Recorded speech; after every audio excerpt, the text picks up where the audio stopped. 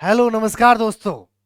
आज एक एक ऐसे योद्धा की कहानी की बात करेंगे जिसने इंडिया की हिस्ट्री को पलट के रख दिया था। आज हम बात करेंगे बालाजी बाजीराव की।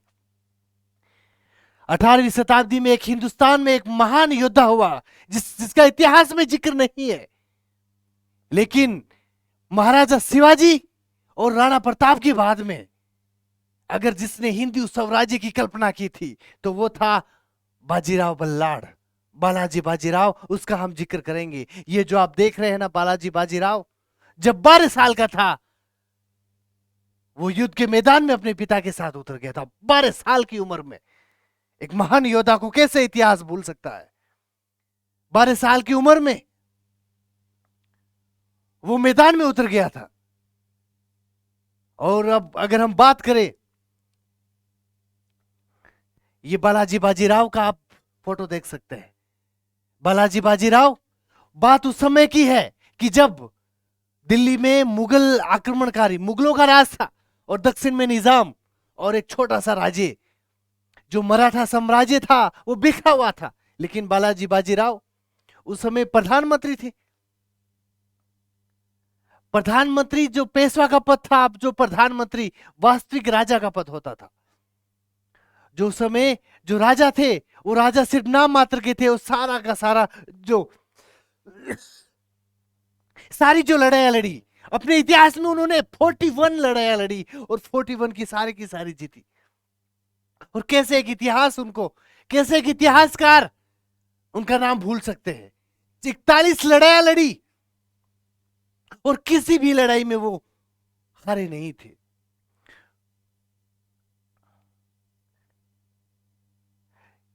Change the history of India, Bharat के इतिहास का उन्होंने मैप बदल दिया था।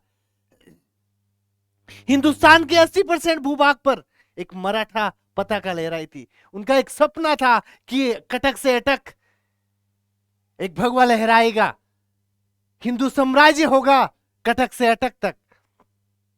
और इतिहास में आज तक उनके जैसा घुड़सवार सैनिक पैदा नहीं हुआ था। भारत माता के ऐसे सपूत, ऐसे योद्धा जिन्होंने हिंदू स्वराज्य की, हिंदू साम्राज्य का एक सपना देखा था। एक शिवाजी और महाराणा प्रताप के बाद में एक ऐसा सम्राट हुआ था। लेकिन अफसोस इस बात की है, इतिहास में कहीं नाम नहीं है।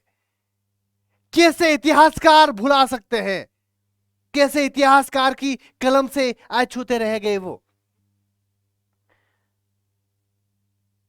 महादेव के ऐसे भगत थे कि जब भी वो लड़ाई से पहले हर हर महादेव का एक हुंकार।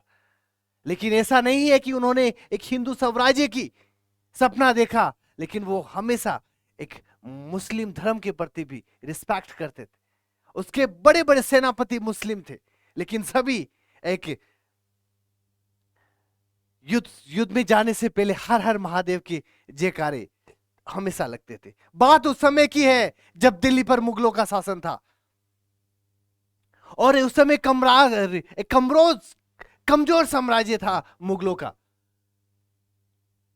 तो बालाजी बाजीराव ने सोचा क्यों नहीं हम जड़ पे प्रहार करें और पूरा हिंदुस्तान अपना होगा।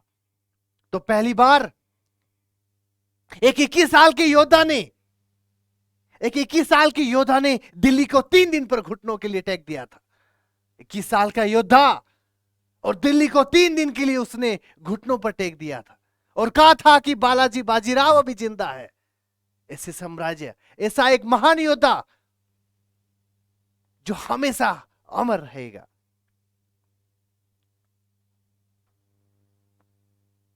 इसी आशा और विश्वास के साथ जय हिंद, जय भारत।